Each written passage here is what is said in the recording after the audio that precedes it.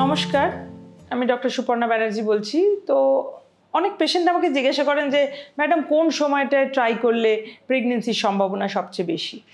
তো দেখুন, এটা সিম্পল উত্তর হচ্ছে, আপনারা যদি হাজব্যান্ড ওয়াইফ একসাথে থাকার স্কোপ পান, এখন এই ফার্স্ট লাইফে অনেক সময় কাজের সূত্রে অনেকে থাকেন না একসাথে, হয়তো উইকেন্ডে দেখা হয়, তাদের ক্ষেত্রে এই time or implantation window, fertile window, এগুলো জেনে নেওয়া খুব জরুরি। আদারওয়াইজ যদি একসাথে সহবাস করার সুযোগ আছে, ইন দ্যাট কেস আমি বলি কোনো দিন গোনার দরকার নাই।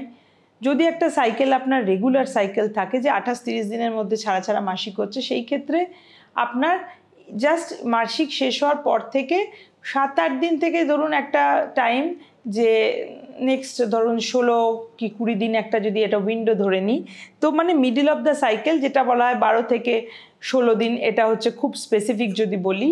অনেক সময় 12-র আগেও যেহেতু কাউকে ওভিলেট করেন, তো সেই জন্য আমি বলি আরও ধরুন 10 থেকে 16 দিন এরকম একটা সময়ের মধ্যে যাদের রেগুলার সাইকেল, তারা যদি ইন্টারকোর্স করে রেগুলার বা একদিন ছাড়া ছাড়া, তাহলে সম্ভাবনা প্রেগনেন্সির খুবই ভালো থাকে। যদি তাতেও না হয় তাহলে বুঝতে হবে প্রবলেম আছে।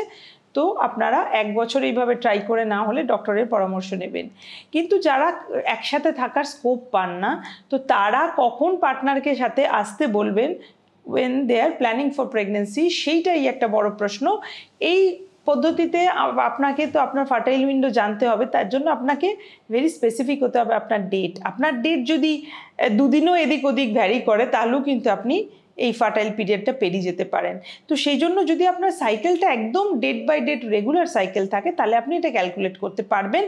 এবং আপনার যে দেখতে হবে যে ওই টাইম হচ্ছে, যদি হয় স্পেসিফিক্যালি 12 থেকে 16 দিন, এই সময়টা ভেরি ইম্পর্টেন্ট হয়ে যাচ্ছে, এবং সেই সময় তাহলে অন্য পার্টনারকে একসাথে থাকতে হবে। তো এই সময়টাকে আপনি ইউটিলাইজ করতে পারেন। ধরুন ওভিলেশন ইন্ডাকশান যদি কেউ করে, যদি ন্যাচারাল প্রসেসে কারোর হচ্ছে না, ওভিলেশন ইন্ডাকশান করলে, তাহলে যারা পার্টনার দূরে থাকে সেই ক্ষেত্রে তাদের জন্য ভালো হয় যদি IUI মেথডটা তারা ইউজ করে, যেখানে একদম স্পেসিফিক্যালি আপনাকে দেখে বলা হচ্ছে হ্যাঁ এইটাই সময় এইটা রাপচার করার, সেই সময়টা আমরা যদি পার্টনারকে ডেকে IUIটা করতে পারি, মানে একটা স্পেশাল ট্রিটমেন্ট যেখানে স্পামটাকে আমরা ইউট্রাসের মধ্যে পাঠিয়ে দিই, এইটাতে করলে আপনার চান্স অফ সাকসেস ভালো হবে। সেই ক্ষেত্রে টাইম ইন্টারকোর্সের ভরসা করা উচিত হবে না, যেখানে পার্টনার কাছে থাকে না, দূরে থাকে, আসতে হবে।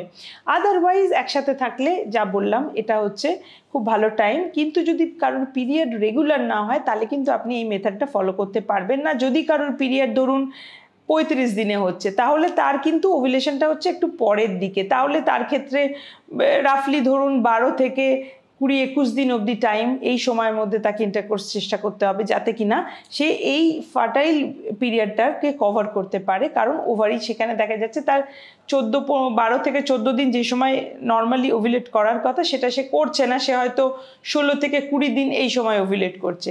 তো সেই জন্য সেইটা আপনাকে আপনার নিজের সাইকেলটাকে আপনাকে ভেরি স্পেসিফিক্যালি জানতে হবে, ক্যালেন্ডারে মার্ক করে রাখতে হবে, দেন আপনি বুঝতে পারবেন যে আপনার কোন সময় ওভিলেশন হচ্ছে। অনেকে এটা ফিল করতে পারেন যে যখন ওভিলেট করি আমরা, কেউ কেউ পেটের মধ্যে একটা অদ্ভুত অস্বস্তি বা ব্যথা ফিল করে, একটা ডাল লেক হয়, 1 দিন 2 দিন স্টে করে আবার চলে যায়, যাকে আমরা বলি মিড সাইকেল পেন, সেটা হচ্ছে তাদের ওভিলেশন টাইম। এটা যদি আপনি ফিল করতে পারেন, দেন ভেরি গুড, ওই সময় হচ্ছে আপনার ফার্টাইল পিরিয়ড। তার এক্স্যাক্টলি সেই দিনেই ইন্টারকোর্স করতে হয় এরকম কোনো ব্যাপার নেই, তার আগে 2 দিন আগে এবং 2 দিন পরে অবধিও কিন্তু চান্সেস খুব ভালো থাকে, অ্যাজ এগটা বেরিয়ে আপনার বডির মধ্যে 24 ঘন্টা বেঁচে থাকবে, আর স্পামটা আপনার বডির মধ্যে 48 আওয়ার্স ভীষণ অ্যাক্টিভ থাকে। তো সেই জন্য এক্স্যাক্ট ডেটে না হলেও তার আগে পরেও যদি ইন্টারকোর্স করে থাকেন, প্রেগনেন্সির চান্সেস হাই থাকে।